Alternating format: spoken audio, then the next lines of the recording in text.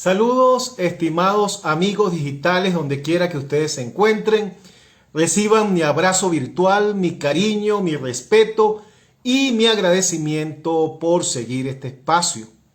Mi nombre es José Ríos Lugo, soy comunicador social. Este espacio se llama En Conversación con Ríos Lugo y es una producción del portal informativo El Reporte Global.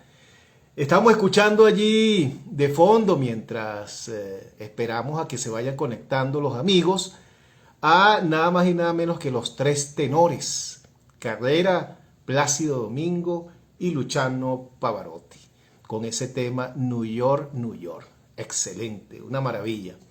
Bien amigos, esta noche voy a estar conversando, como ha sido anunciado por las redes sociales, con el doctor Eduardo Fernández, un político de muy amplia experiencia, mejor conocido como el Tigre, quien hoy es, además de presidente del IFEDET, es fundador del partido Unión y Progreso. Tenemos muchísimo que conversar con Eduardo Fernández, que ya está por ahí. Pero antes quería hacer un comentario, permitirme, con el permiso de Eduardo Fernández, mi invitado de hoy, hacer un comentario sobre esto de las redes sociales, ¿no? Resulta que coloqué un tuit en el día de hoy, en mi derecho como ciudadano, a criticar a la dirigencia política que tenemos, que dice así: vistos los fracasos y ni un solo acierto del señor Juan Guaidó y todos los que le acompañan del G4, deberían seguir el ejemplo de Iglesias, o que Iglesias dio al renunciar y apartarse de la política por un tiempo. Me refiero, por supuesto, a Pablo Iglesias en España. El país que una vez le apoyó y que él decepcionó, se lo agradecería. Bueno, yo coloqué ese tweet y de inmediato, como acostumbran, estos laboratorios del odio, de la difamación, de insultos y de amenazas, bueno, reaccionaron en masa, bueno, y me cayeron en callapa, como siempre hacen, ¿no? Se ofendieron por este tweet, ¿no? Y solo quería comentar que es de mediocres, es de fracasados no aceptar críticas. Las críticas nos alimentan, nos ayudan, nos hacen autoevaluarnos, reflexionar. Cuando no tenemos la capacidad de aceptar críticas, entonces nuestro único destino es el fracaso. En la política es así. Bueno, ahora voy a darle entonces entrada a mi distinguido, el doctor Eduardo Fernández, con quien, bueno, hay infinidad de temas que conversar. Buenas noches, Eduardo, ¿cómo estás? Buenas noches, José. Encantado de saludarte. Igual yo. Trata de ubicarte mejor frente a la cámara para que nuestra... Exacto, perfecto, así. Muy bien. Así, sí. Así tus fans pueden Ajá. verte con... Todavía hay unas cuantas. Así es. Mira, Eduardo, ¿cómo está la salud? Hay que preguntar siempre eso. Afortunadamente muy bien, chico. Me está pasando una cosa muy extraña, que es que cada día, cuando amanezco, me siento mejor que el día anterior. Qué bueno. Sí, Qué señor. maravilla. ¿Cuál es Y el lo que, secreto? y lo que deseo es que todos los compatriotas pudieran sentirse igualmente bien. Y la primera cosa que aprovecho el espacio que tú me ofreces es para pedir que por el amor de Dios podamos vacunar a todos los venezolanos a la mayor brevedad posible, porque no hay cosa más importante que preservar la salud, fortalecer la salud, y tenemos un sistema de salud pública muy precario. Y además, en este momento, enfermarse es un lujo. Las medicinas están carísimas. Los servicios de salud están inalcanzables para el bolsillo de la mayoría de los venezolanos.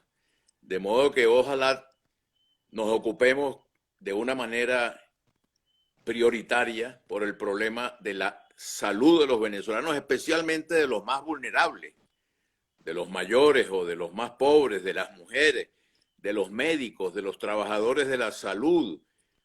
Hay que ocuparse de la salud de los venezolanos. Y cuando tú me preguntas por mi salud, yo digo, bueno, tengo que darle gracias a Dios de que afortunadamente mi familia y yo estamos en buenas condiciones de salud. Excelente. A ti, por cierto, te veo muy bien también.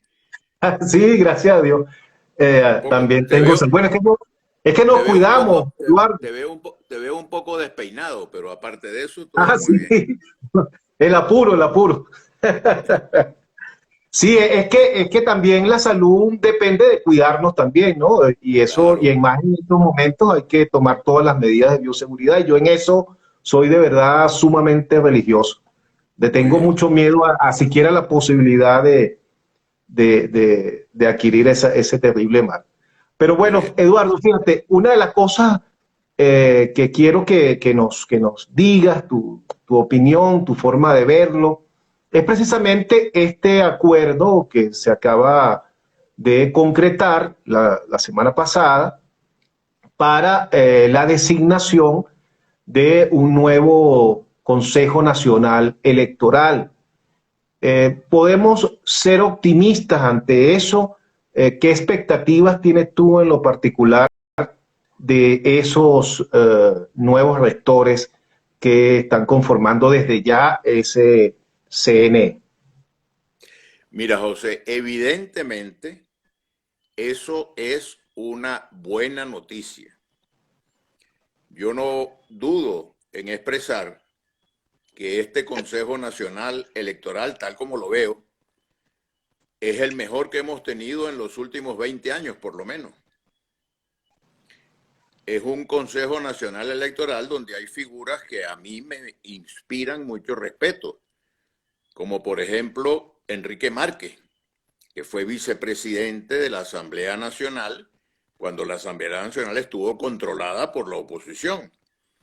Por ejemplo, Griselda Colina, que es directora del Observatorio Global de Comunicación y Democracia. Por ejemplo, Francisco Martínez, un maracucho muy distinguido que fue presidente de Fedecámaras, nada menos y nada más. Por ejemplo, Roberto Picón, una excelente persona y un hombre muy competente, que ha tenido actuaciones muy positivas y muy valiosas en defensa de la democracia venezolana desde las filas de la oposición.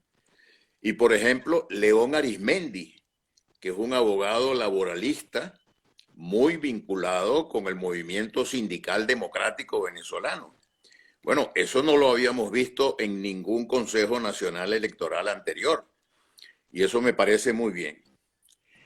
Ahora, hay una frase del encargado de negocios de la Embajada Norteamericana en Venezuela, que por cierto despacha desde Bogotá, que me parece que es el mejor reconocimiento que se ha hecho, porque dice, no basta con eso.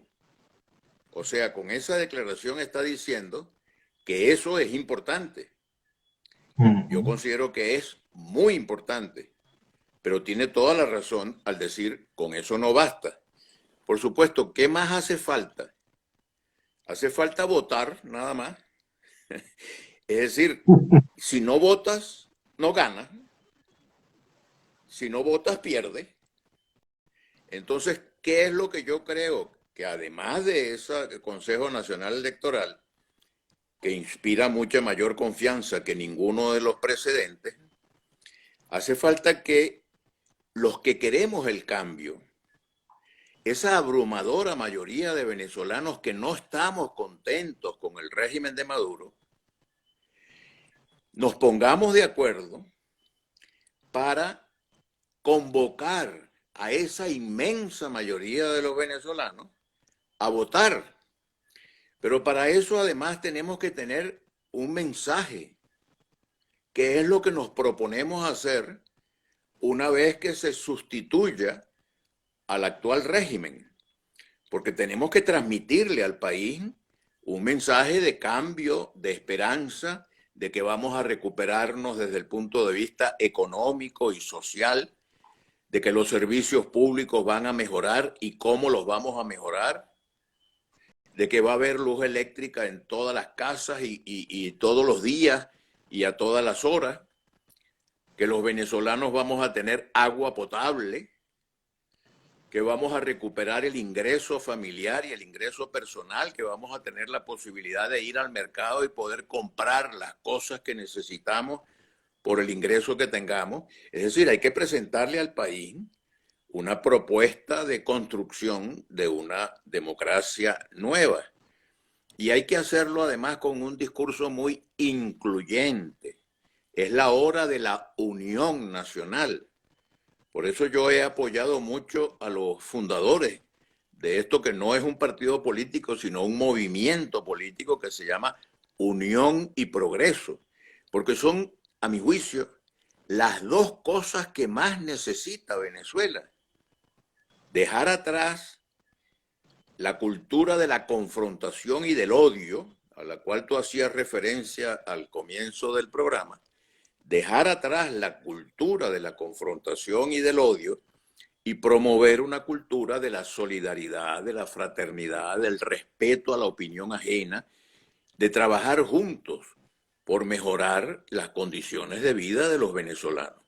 Entonces, además, ¿qué cosas hay que hacer? Además de tener un mensaje atractivo que interprete el sufrimiento de los venezolanos y las esperanzas de los venezolanos, tenemos que tener una organización eficiente en toda la geografía nacional.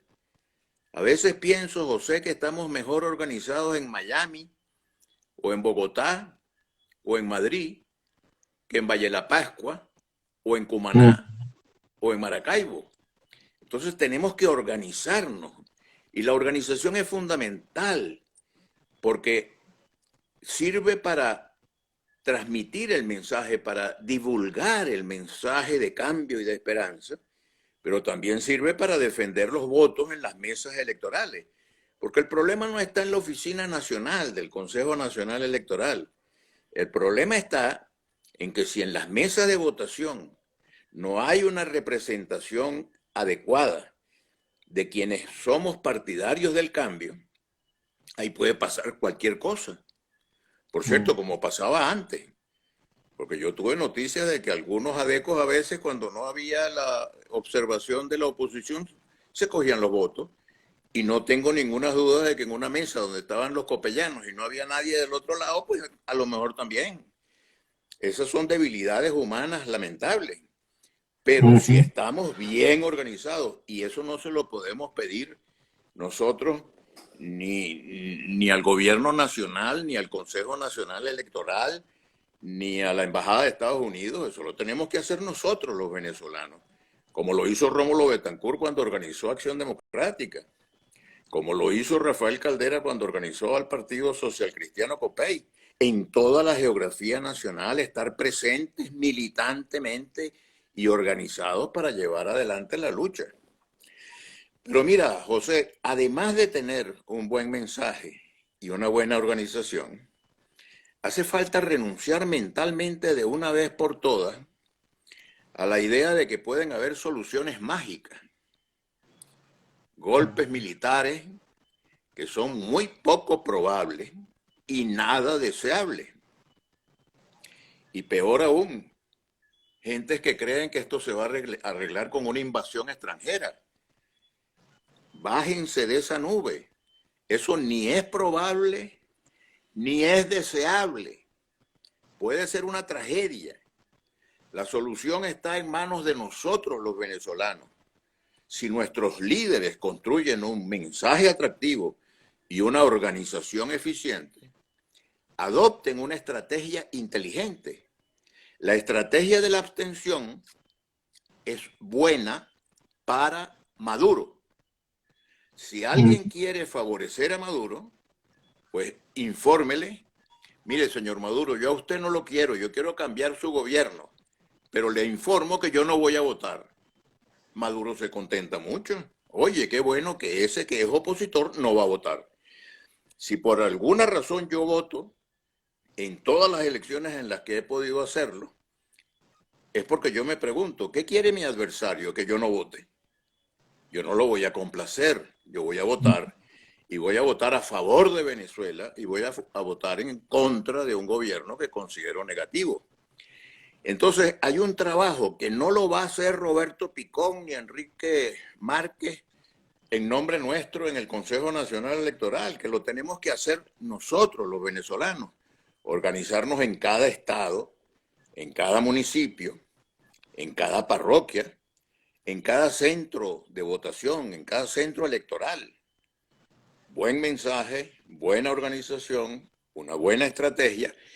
Y déjame agregar un último punto, porque me estoy encadenando muy terriblemente. Pero bueno, mira, ahora, este año, lo manda la Constitución. No es que a Maduro le dieron ganas de hacer una elección de gobernadores y alcaldes, sino que la Constitución lo ordena. Hay que elegir gobernadores, hay que elegir alcaldes, hay que elegir diputados a los consejos legislativos regionales y hay que elegir concejales, que son los diputados en el Parlamento municipal. Ahora, si se presentan buenos candidatos, ¿y qué llamo yo buenos candidatos y candidatas? Gente que sea representativa de sus respectivas comunidades. No que se hizo un acuerdo en Caracas, en un cuarto lleno de humo de cigarrillo, con unos capos políticos reunidos allí que se distribuyen los cargos y que dicen, este le toca a tal partido y este le toca a tal otro partido. No, deben ser candidatos representativos de sus respectivas comunidades. Deben ser candidatos de integridad moral.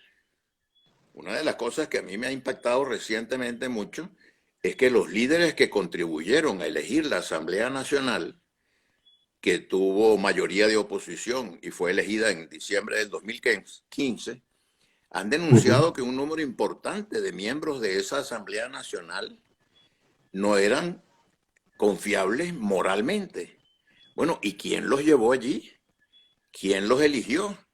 Entonces seamos más cuidadosos. Vamos a presentar candidatos y candidatas que sean representativos, que sean gente de integridad moral y luego, José, que sea gente competente, porque nosotros no queremos tener gobernadores para tener gobernadores. Queremos tener un gobernador que utilice el poder del gobierno regional para aliviar el sufrimiento de los venezolanos, para ayudar a mejorar las condiciones de vida de los venezolanos. No es para satisfacer la vanidad de un líder que quiere ser gobernador y que le toquen el himno del Estado. No, es gente que venga a servir a la comunidad, a trabajar por la gente y sobre todo por la gente que más está sufriendo. Gente que sea honorable, que sea representativa y que sean competentes. Si se presentan buenos candidatos y se presenta un programa bien atractivo de qué es lo que nos proponemos hacer y se trabaja con sinceridad al lado de los ciudadanos, se va a recuperar el prestigio de la política, que en este momento está muy, muy bajo, no solamente de los políticos del gobierno, sino también de los políticos de la oposición.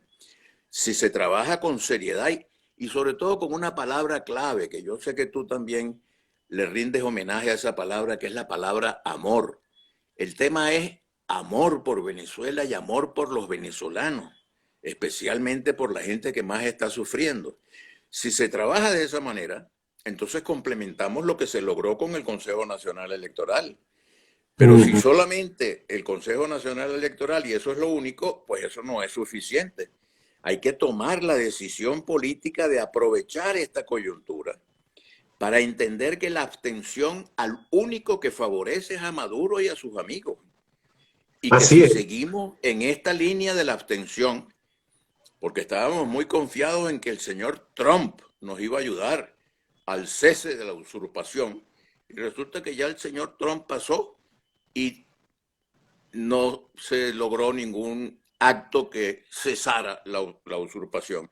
A la usurpación la vamos a cesar con nuestro trabajo, con nuestros votos, con nuestro amor por Venezuela y no esperando que alguien nos haga el favor de venir a hacer el trabajo en nombre nuestro, el trabajo que nosotros no hemos sido capaces de hacer. Los gringos se metieron en Irak y todavía no pueden terminar de retirarse porque enredaron aquello de tal manera que no hayan cómo salirse de allí. Hace 6 años se metieron en Siria y enredaron la situación de tal manera que no hayan cómo salirse. El presidente Biden está anunciando que va a retirar las tropas de Afganistán que tienen no sé cuántos años metidos allí sin saber cómo salirse. No, esa no es la vía. La vía no es la violencia, la vía no es el odio, la vía es la inteligencia, el amor, la solidaridad, el trabajo político, inteligente, democrático, constitucional. Bueno, esto es lo Sí. que yo pienso a propósito de tu primera No, pregunta. muy Si bien. te atreves a hacerme Mira, otra Eduardo, pregunta, quería aprovechar, no, ya terminó el programa. qué horror. Lamento el monopolio. Quería aprovechar para decirte que ustedes están armando un súper trabuco allí en ese movimiento de Unión y Progreso, que está presidido nada más y nada menos por una mujer extraordinaria, preparada, con una gran calidad humana como es Mercedes Malavé. Bueno, ya ahí lo dice todo si ella Sí, preside señor. este movimiento, pero también está, además de tu persona, por supuesto, está también nada más y nada menos que Rafael Simón Jiménez, Un un gran venezolano. extraordinario político Eh, venezolano. Entonces tienen allí un eh, buen trabuco. Mira, así Eduardo, es. Dime. fíjate, uno puede entender que un ciudadano común y corriente, como yo, que no soy político, bueno, diga como algunos amigos míos que dicen, no, chicos, aquí lo que es que saca plomo a esa gente, apunte plomo con ellos. Muerto el perro, se acaba la rabia. Uno entiende eso, pues bueno, es lo folclórico de la gente y la gente se molesta mucho. Pues. Pero que eso lo haga un político, yo no lo puedo entender, Eduardo. Y uno ve esa actitud en muchos de los dirigentes políticos de un sector de la oposición. Un sector que, por cierto, pareciera que se está cayendo por su propio peso porque la vía electoral o a la vía electoral están volviendo muchos que la habían abandonado. ¿Cómo observas tú ese proceso de personas que habían dejado de transitar la vía electoral y que ahora vienen manifestando progresivamente que el camino es electoral? ¿Qué te parece eso? ¿Cómo observas? Mira, te voy a contestar con una frase de la Sagrada Escritura. En la Sagrada Escritura dice, hay más alegría en el cielo por un pecador que se arrepiente que por 100 justos que dicen santo, santo, santo. Magnífico que alguien se dé cuenta, oye, este camino de la abstención no nos ha producido ningún resultado positivo. Haber concurrido en las elecciones nos dio satisfacciones importantes. Derrotar el referéndum de la reforma constitucional que presentó el presidente Chávez. Se derrotó esa propuesta constitucional y el presidente calificó en términos escatológicos el resultado electoral, pero se logró ese triunfo. ¿Por qué? Porque la gente votó. Se logró tener por lo menos por 5 años la mayoría de la Asamblea Nacional. ¿Por qué? Porque la gente votó, pero además porque la oposición fue capaz de presentar una plataforma de unidad nacional, con una tarjeta de unidad y con el símbolo aquel de la manito, un símbolo de unidad nacional. Entonces yo creo que la solución de nuestros problemas, si nos ponen a escoger entre el amor y el odio, oye José, yo estoy a favor del amor. Si nos ponen a escoger entre el perdón y la venganza, yo estoy con el perdón y no con la venganza, porque eso mantiene vivo el odio y la imposibilidad de que el país se recupere. Si nos ponen a escoger entre la confrontación y la colaboración, yo creo que hay que lograr hacer realidad el artículo de la Constitución que dice que las ramas del poder público son autónomas e independientes, pero que deben colaborar entre sí para alcanzar los fines del Estado. hacer una Venezuela nueva no puede ser sobre la base del odio, de la confrontación. Tiene que ser sobre la base del amor, de la solidaridad, de trabajar porque Venezuela sea un país en donde todos podamos convivir de una manera armónica e inteligente. Mira, una de las figuras de la independencia que yo más admiro después de Simón Bolívar es Antonio José de Sucre. Sucre fue acompañando a Bolívar a Santana de Trujillo a reunirse con Pablo Morillo, que era el llamado pacificador que había enviado el imperio español a acabar con los venezolanos partidarios de la independencia. Y se reunieron allí y Sucre fue el padre de la solidaridad en la guerra. Hicieron un tratado de regularización de la guerra para, a pesar de que estamos en guerra, proteger a los civiles, proteger a esto, proteger a lo otro. Y de una vez anunciaron que hacia adelante había que colaborar. Lo mismo que después de la batalla de Ayacucho, que selló la independencia, Sucre les había dicho antes de la batalla, ¿por qué no, en lugar de matarnos, por qué no nos entendemos? Los jefes militares españoles dieron, no, hay que destruirlos a ustedes. Bueno, fueron a la batalla, ganamos los patriotas, ganaron los del lado de acá. Y entonces el jefe militar español le pregunta al mariscal Sucre, bueno, dígame, ¿y cuáles son las condiciones ahora? Y Sucre le contesta las mismas que antes. La justicia de Colombia, le dice Sucre. Colombia en ese momento era lo que después se llamó la Gran Colombia. La justicia de Colombia es siempre la misma, antes y después de la victoria. Si nosotros estamos permanentemente anunciando que después de nuestra victoria viene la venganza y viene la retaliación, se nos va a hacer mucho más difícil, primero, ganar. Se nos va a hacer mucho más difícil, segundo, cobrar, o sea, que nos entreguen que se entregue el poder pacíficamente como pasa en cualquier país civilizado. Y tercero, gobernar. Yo quisiera aprovechar esta conversación contigo para llamar la atención sobre esos tres verbos. Los partidarios del cambio, entre los cuales estoy seguro que estamos tú y yo, los partidarios del cambio, tenemos tres verbos que conjugar. Primero, tenemos que ganar.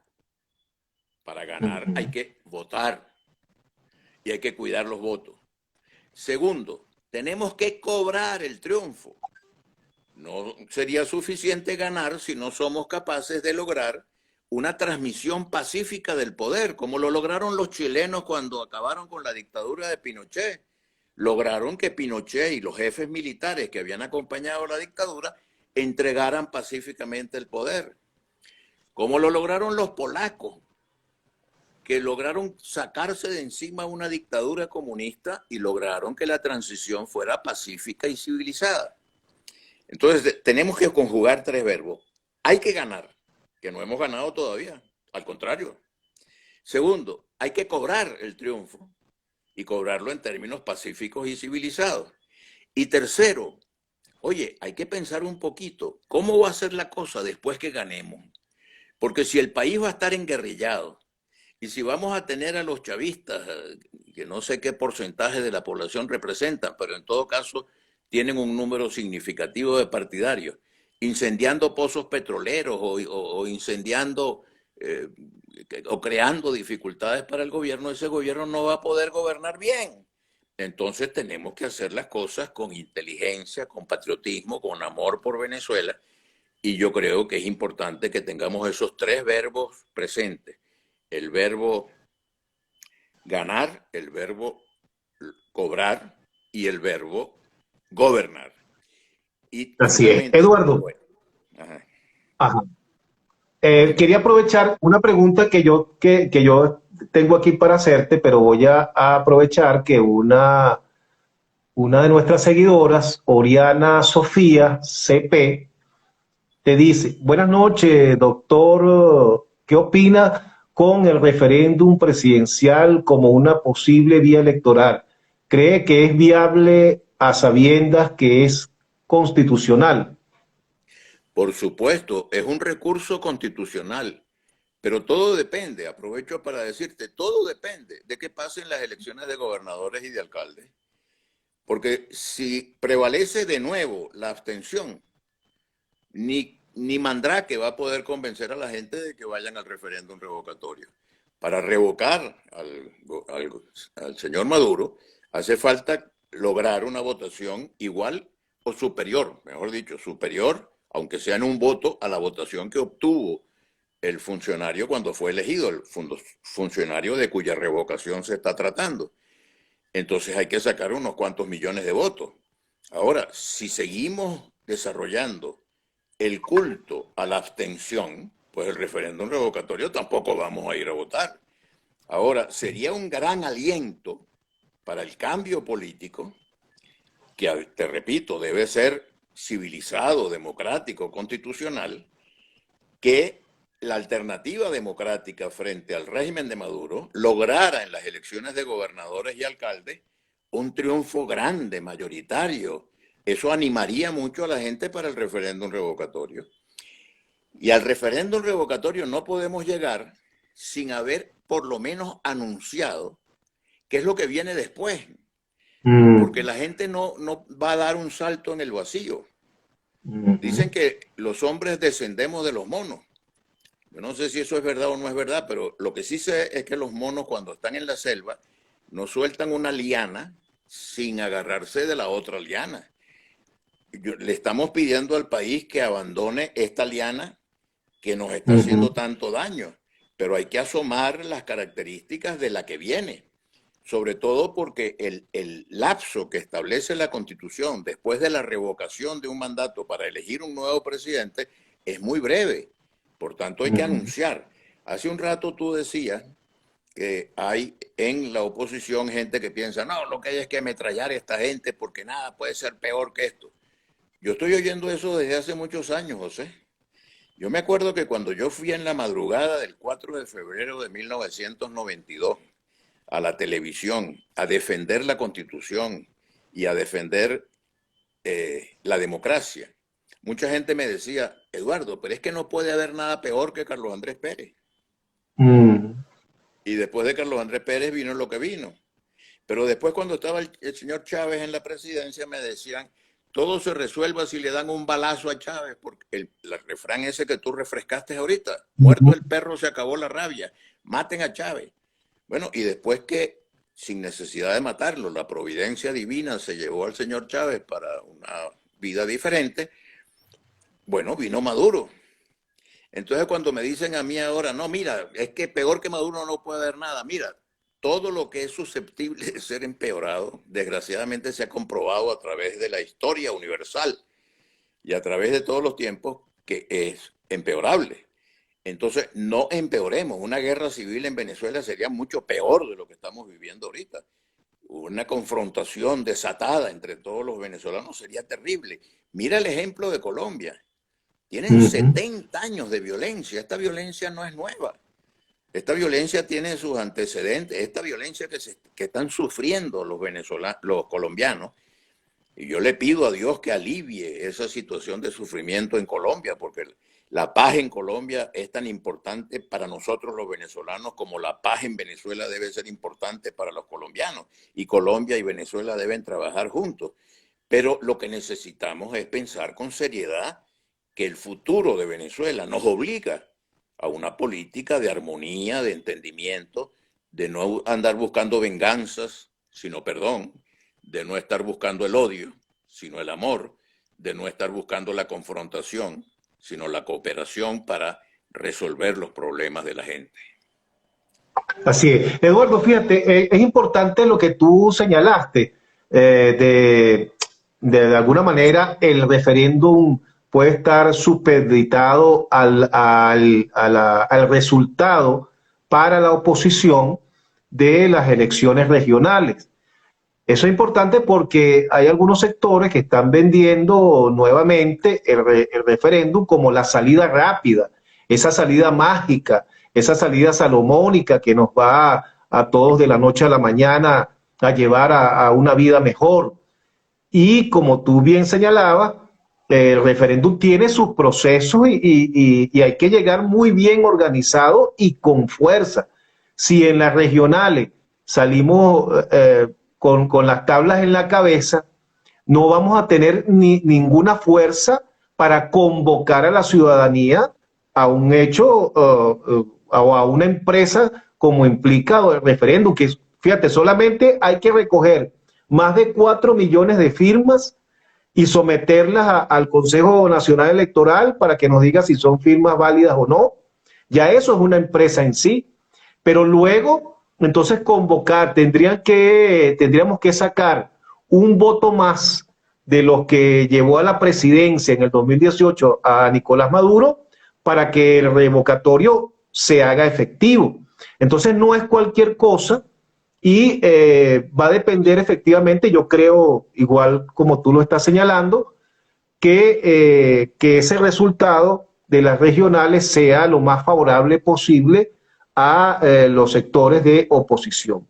Fíjate, en función de, de esos acuerdos que debe llegarse dentro de la propia oposición o de las oposiciones, como dicen algunos que hay, esos acuerdos que debe llegarse y donde también la sociedad civil debería participar de alguna manera, se está yendo en ese camino, se está transitando en este momento en ese camino. Igualmente te pregunto, ¿los partidos políticos están trabajando endógenamente en aplicar la democracia interna, en acercarse y atender las exigencias y justas demandas de su militancia política? ¿Eso está marchando o estamos lejos de eso? ¿Cómo lo ves tú? Mira, José, no me complace tu pregunta, o mejor dicho, no me complace la respuesta que estoy obligado a dar a tu pregunta, porque una de las debilidades muy grandes que tiene Venezuela hoy es que una institución tan fundamental para la estabilidad democrática como los partidos políticos están enormemente debilitados y desprestigiados en este momento. De modo que cuando se habla de unidad, yo no quisiera que fuera, repito, unos señores que se meten en un cuarto cerrado lleno de humo de cigarrillo, es decir, el estado tal te toca a ti, el estado cual, y la gobernación de tal parte, y la alcaldía de tal sitio. Porque la imagen que se proyecta es la de unos señores a quienes no les interesa el sufrimiento de la gente por los problemas económicos y sociales y por los problemas de la pandemia y la salud, sino que lo que están es repartiéndose retazos de poder. Es decir, si mantenemos la imagen que se presentó para la Asamblea Nacional, vamos a tener los mismos resultados de la Asamblea Nacional. ¿Cuál fue esa imagen? Un importante sector de la oposición convocando a la gente a no votar, pero por el amor de Dios, ¿cómo se le ocurre que podemos ganar un juego si no participamos en el juego? ¿Y qué están esperando ustedes? ¿Siguen ustedes en la idea de que Trump va a venir a resolver los problemas? Ustedes siguen esperando que va a aparecer un militar bueno, que va a dar un golpe bueno y que va a convocar unas elecciones pacíficas y para que todo salga bien. Miren, no, hay que hacer un trabajo político, inteligente, democrático, civilizado. Entonces, ahí hay una referencia. Si hacemos lo que se hizo para la Asamblea Nacional, vamos a tener el mismo resultado que tuvimos en la Asamblea Nacional. El gobierno controla el 90% de la Asamblea y la representación de la oposición es absolutamente simbólica. Si para la elección de gobernadores y alcaldes hacemos lo mismo, vamos a tener el mismo resultado. Y el gobierno se va a quedar con todas las gobernaciones y si acaso la oposición logra ganar alguna, van a decir que ese fue un premio de consolación que resultó de unas conversaciones pecaminosas que hubo en Miraflores y que Jorge Rodríguez le regaló a la oposición una gobernación o una alcaldía. Lo que tenemos es que ganar. Y la unión nacional, que es la que promueve este movimiento Unión y Progreso, no es la suma de una cantidad de letras que son una especie de sopa de letras, que hay más letras que votos.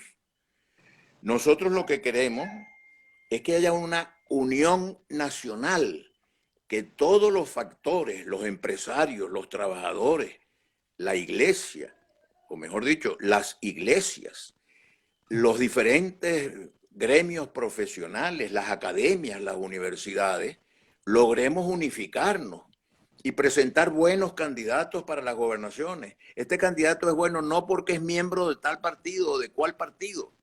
Este candidato es bueno porque es un señor o una señora representativo de su comunidad. Es un señor o una señora de integridad moral en quien se puede confiar para que vaya al gobierno regional o al gobierno municipal. Es una persona competente y si yo voto por él estoy seguro de que voy a tener en la gobernación o en la alcaldía o en el consejo legislativo regional o en el consejo municipal, de acuerdo con lo que se trate, a una gente que va a trabajar por resolver los problemas de mi comunidad. Eso es lo que tenemos que lograr y ese camino sería el que ayudaría a recomponer el prestigio de los partidos políticos, porque para la democracia del futuro necesitamos partidos con mucho prestigio. Los 40 años de experiencia democrática que tuvo Venezuela, que son un periodo, un lapso excepcional en la vida del país, de democracia representativa con todas sus falencias, pero había un Estado de Derecho, fue porque habían por lo menos dos grandes fuerzas políticas que gozaban de la confianza del electorado. Yo fui candidato, me tocó competir con el señor Carlos Andrés Pérez, y en esas elecciones, entre el señor Pérez y yo, sacamos el 96% de la votación nacional, porque la gente tuvo confianza en las propuestas que hacíamos el señor Pérez y yo. Pero de ahí en adelante, José, de ahí en adelante, ha ganado siempre la abstención. Cuando fue elegido el doctor Caldera en el año 98, quien ganó esas elecciones fue la abstención. El doctor Caldera sacó el 30% del 50% de los electores que fueron, pero la mayoría de la gente no votó. Y de ahí en adelante, hasta la constitución esta del año 99, aprobada por el chavismo, esa asamblea constituyente inconstitucional, a mi juicio. Esa asamblea fue con votación minoritaria. La abstención es la que ha ganado. Estos 20 años que nos han llevado a esta tragedia que estamos viviendo en Venezuela son 20 años en los que normalmente, salvo excepciones, ha ganado la abstención. Bueno, no sigamos por el camino de la abstención porque nos ha traído a lo que estamos viviendo. ¿Usted quiere seguir viviendo con esta tragedia de que hay que llevar millones de bolívares para poder comprar un dólar? Con esta tragedia de que no tenemos luz, de que no tenemos... Bueno, entonces sigamos absteniéndonos, porque es a la abstención a la que le debemos la tragedia que estamos viviendo los venezolanos. Algunos venezolanos se plantean que, bueno, ¿para qué vamos a votar en las regionales? ¿Para qué yo voy a elegir a un gobernador y a un alcalde si luego viene el gobierno y le pone un protector al lado? ¿Qué le podemos decir a esa gente? Por una razón muy sencilla, porque eso no lo tendríamos si hubiéramos votado el año 18, que hubo la elección presidencial. En ese momento podíamos haber cambiado al presidente. Qué bueno que hubiéramos votado. No, ¿para qué vamos a votar si no nos van a respetar el voto? Pues no votamos y ahí estamos fregados. Después, la Asamblea Nacional.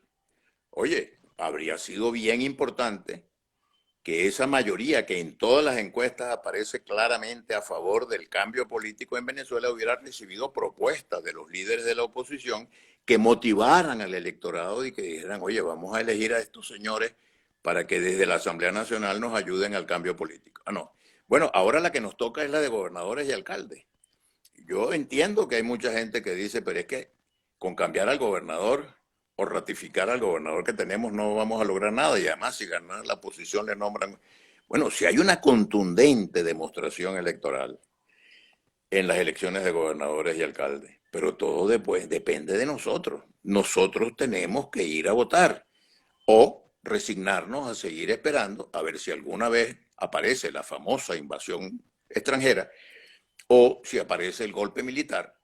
Y bueno, seremos un país en condiciones muy lamentables y muy deplorables. Yo quiero a Venezuela. Tú has hablado de algo clave, que poco se ve en la dirigencia política, porque la dirigencia política o un sector, uno no puede generalizar nunca, un sector de dirigentes políticos se ha dedicado a hacer propaganda, pero no vemos propuestas concretas al país.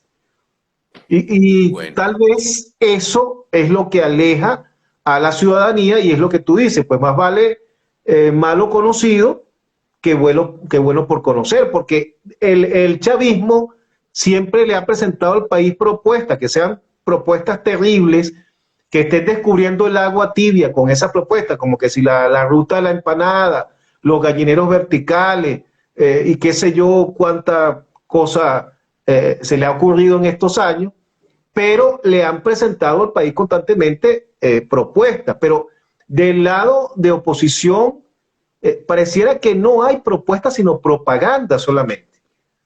no solo eso, sino que desgraciadamente ha habido la idea de que basta con decir Maduro vete ya, o Chávez vete ya, o Maduro tal cosa de tu abuela. Bueno, de esa manera no, eso no es el programa que la gente está esperando.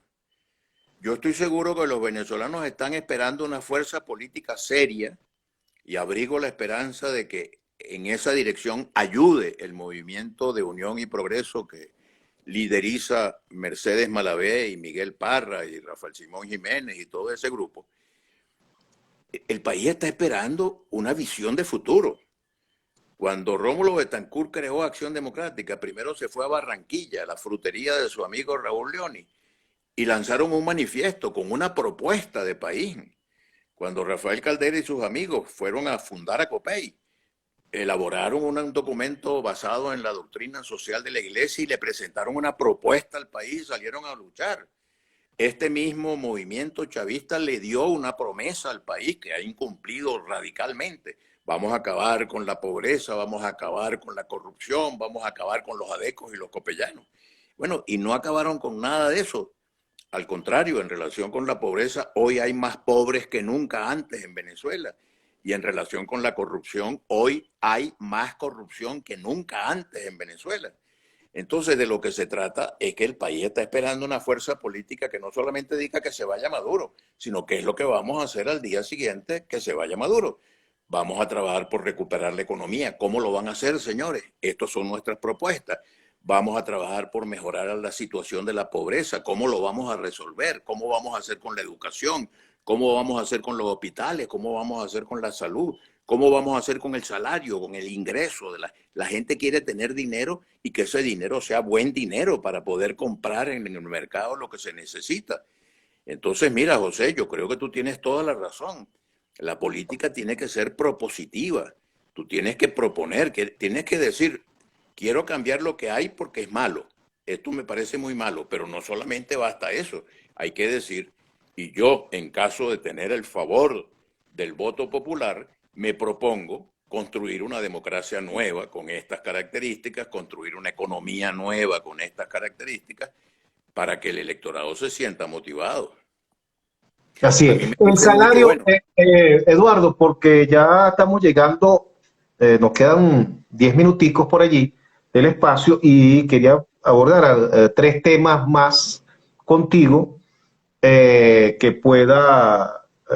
queremos conocer tu opinión. Primero, el salario, la situación del poder adquisitivo del venezolano, ligado a una hiperinflación que tiene a la gente pasando hambre, literalmente pasando hambre. Esto nos pone frente a un planteamiento en el que hay discusión entre economistas y políticos que dice que para solucionar los problemas económicos primero hay que solucionar el político, pero mientras se soluciona el político hay que solucionar el económico. La gente no puede esperar al referéndum del año que viene y la posibilidad de que eso cambie las cosas si no tiene para comer hoy. Entonces, esa situación del salario, del poder adquisitivo del venezolano, ¿Cómo podemos avanzar en ese sentido? ¿Qué se puede hacer hoy por ese ciudadano que pasa hambre, Eduardo? El país tiene, por así decirlo, como 5 problemas simultáneos, 5 crisis simultáneas, una pentacrisis, he dicho yo.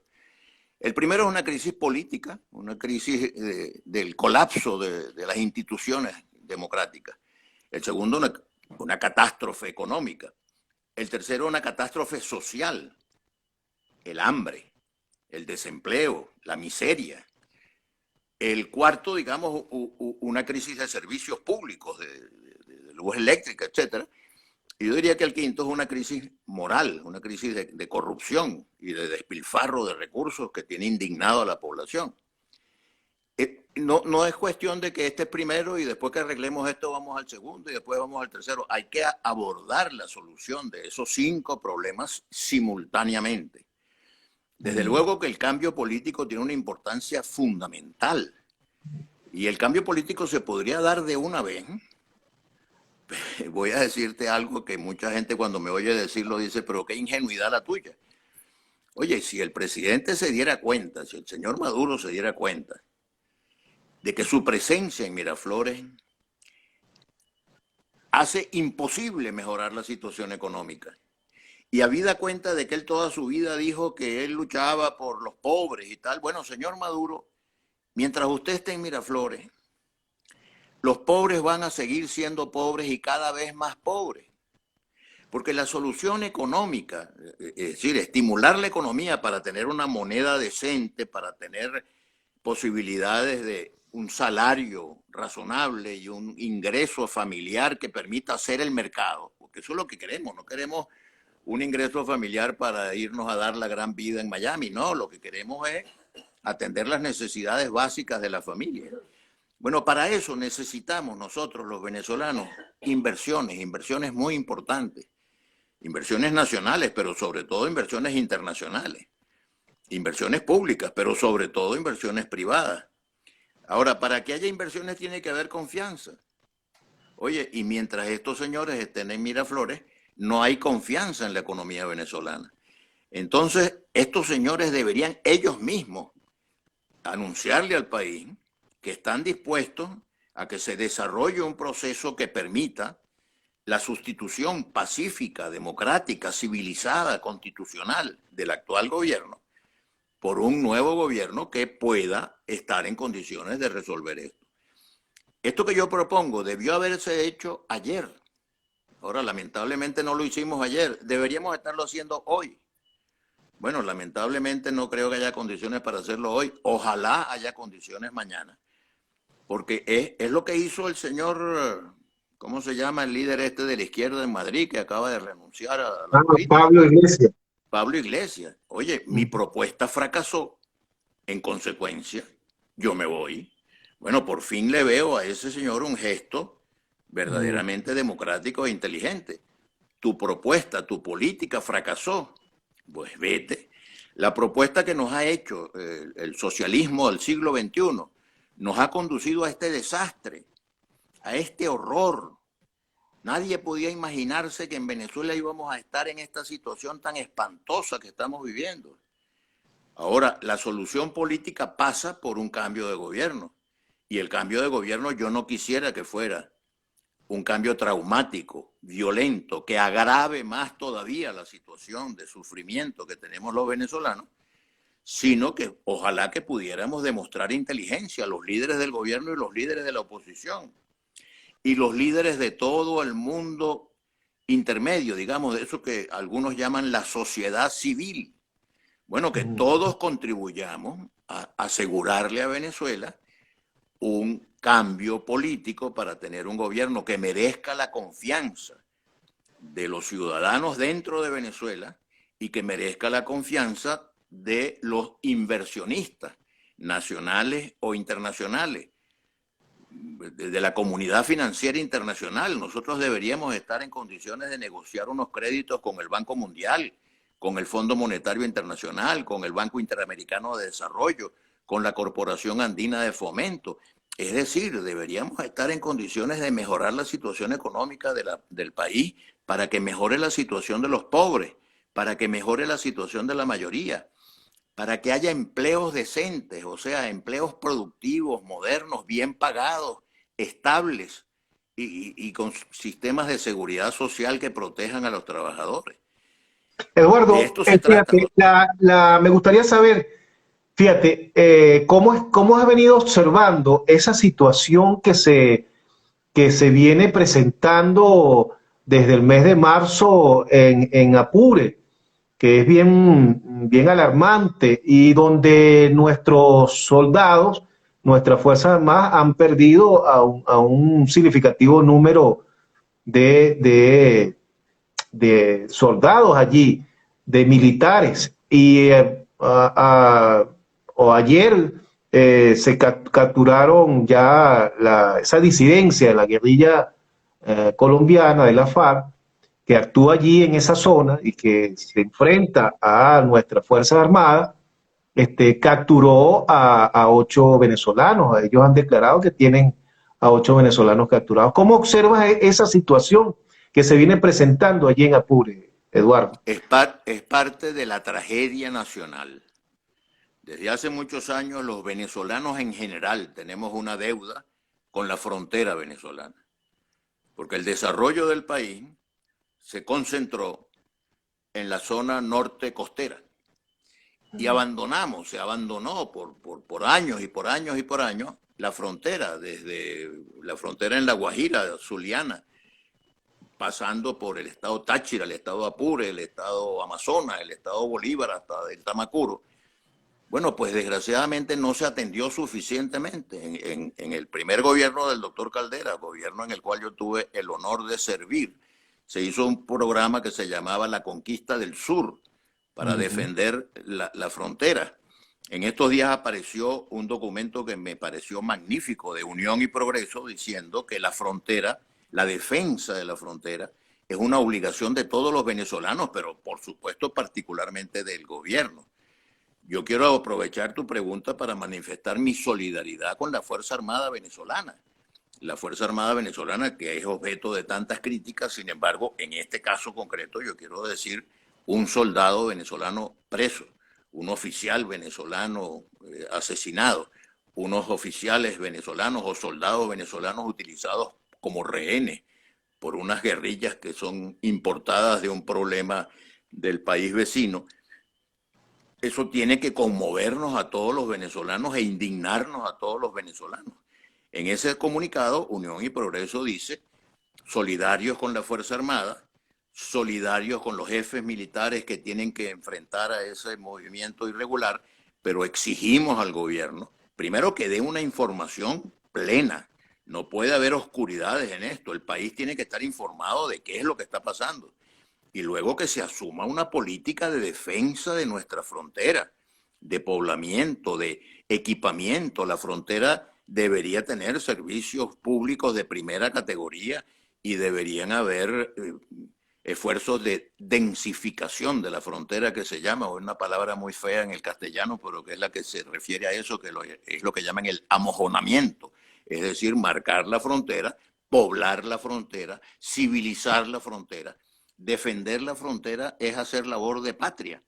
Entonces ahí empieza Venezuela, en la frontera, y tenemos que verlo no como el final de Venezuela, sino como el principio de Venezuela. Y defender la frontera y acabar de una vez por todas. Yo creo que el gobierno tiene una culpa muy grande en el abandono de la frontera y en haber tolerado y permitido y estimulado la presencia de grupos armados irregulares. El monopolio de la fuerza debe estar en manos del Estado. Y el Estado tiene una institución fundamental para eso que se llama la Fuerza Armada.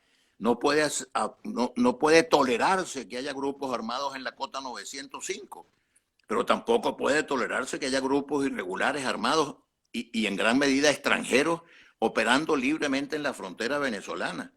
Yo aprovecho esta entrevista para exigirle al gobierno una política de Estado en la frontera, que se convoque el Consejo de Seguridad Nacional y que se invite a venezolanos que conozcan el problema fronterizo para que se haga una política nacional, no una política de del socialismo del siglo XXI, tampoco una política de la oposición, una política nacional de defensa de la frontera, porque hemos tenido la frontera muy abandonada desde hace muchos años y tenemos que darnos cuenta que es una deuda pendiente con los venezolanos el garantizar la integridad de la soberanía nacional, la integridad del territorio nacional y la defensa de la frontera. Eduardo, ya para finalizar esta muy grata entrevista con tu persona, fíjate, el Estado venezolano ha vivido, bueno, desde hace casi 100 años del petróleo, su principal fuente de ingresos. Y esa principal fuente de ingresos, bueno, por lo que todos sabemos, nuestra principal industria, PDVSA, ha sido llevada a la quiebra por un manejo desmantelada, por un manejo absolutamente incapaz de ella.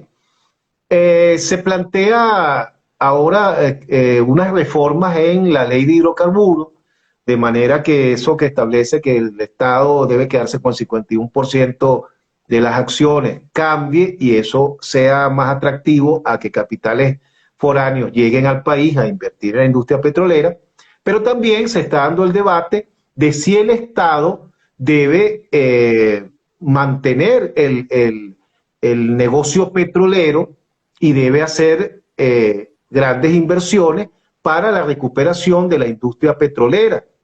¿Cómo observas tú eso de cara a futuro y de cara a cómo se va a mantener el Estado venezolano?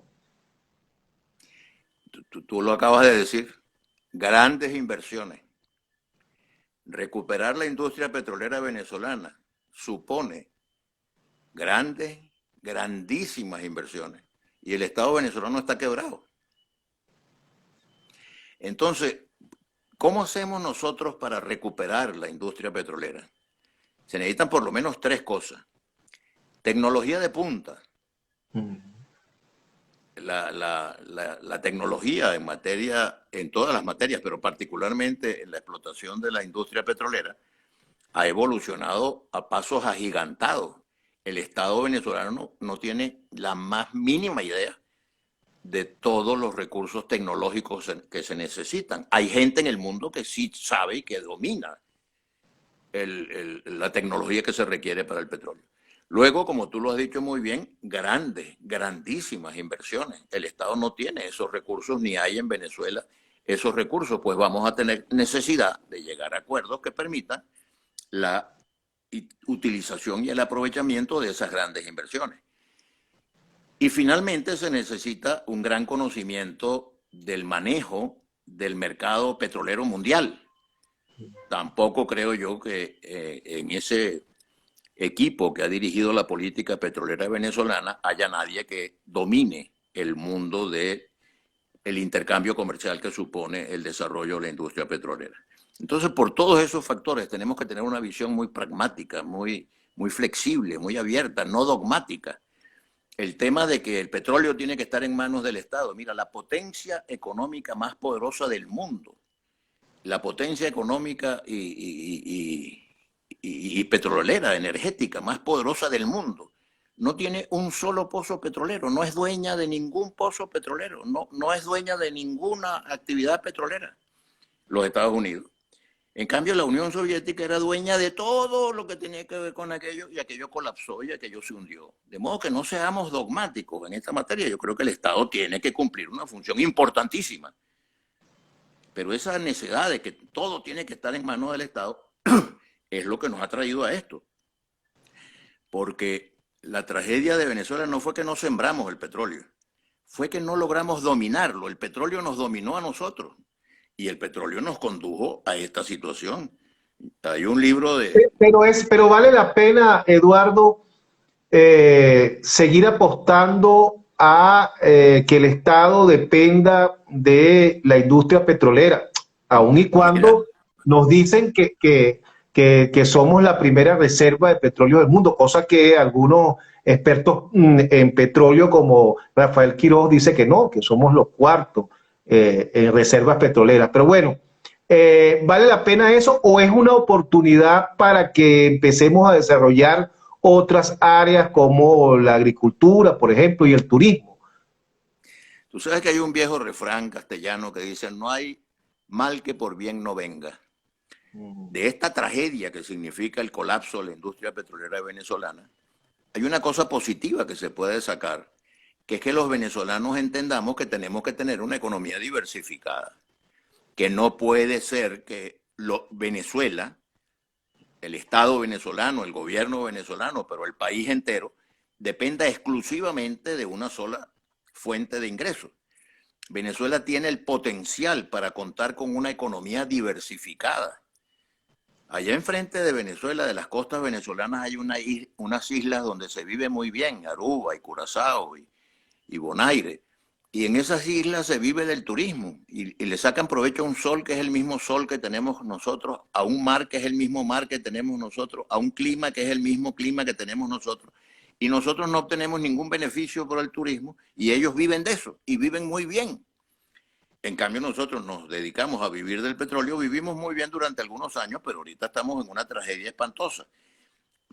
Tenemos posibilidades de explotar petróleo y yo creo que el petróleo va a seguir siendo un factor importante en la vida venezolana, pero no solo el petróleo, el turismo también, el desarrollo minero en general, no solamente el petróleo, la minería bien aprovechada con respeto a las normas de la defensa de la naturaleza, de los valores ecológicos. Pero después tenemos un potencial industrial grandísimo. Hay que ver lo que fue el desarrollo industrial de Valencia y de Maracay, de todas esas ciudades. Ahí hay una posibilidad de desarrollo. Hay un potencial agropecuario, mi querido José.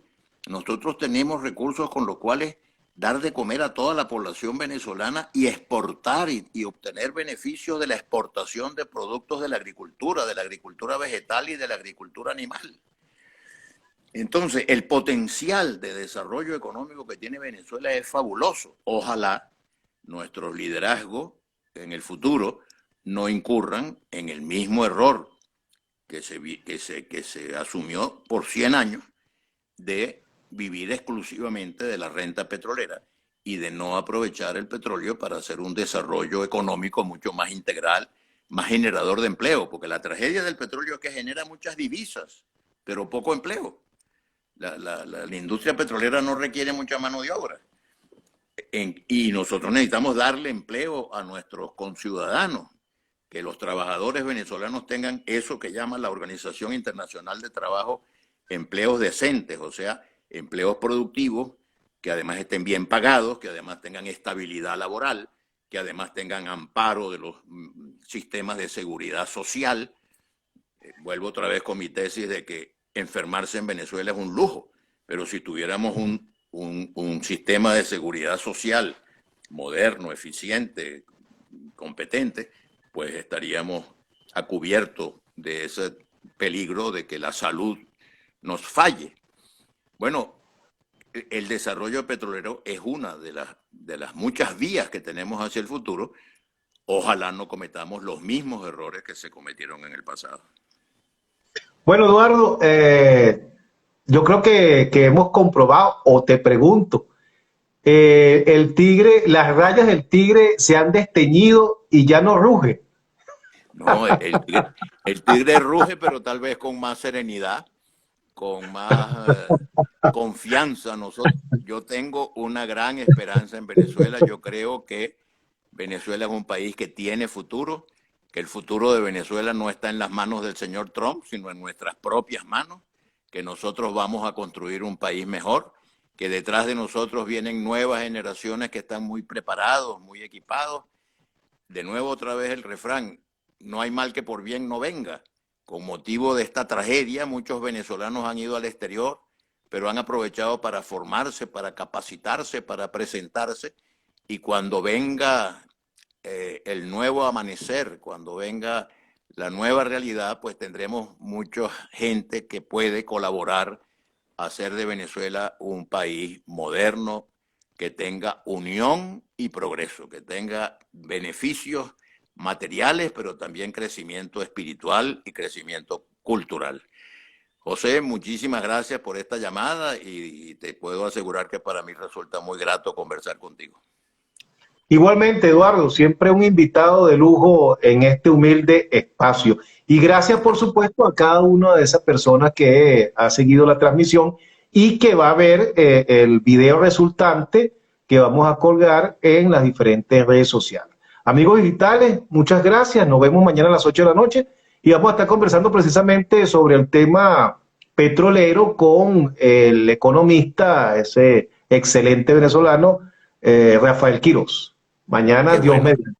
mediante. Saludos a Rafael. Con Gran gusto. amigo. Buenas noches para todos. Hasta luego.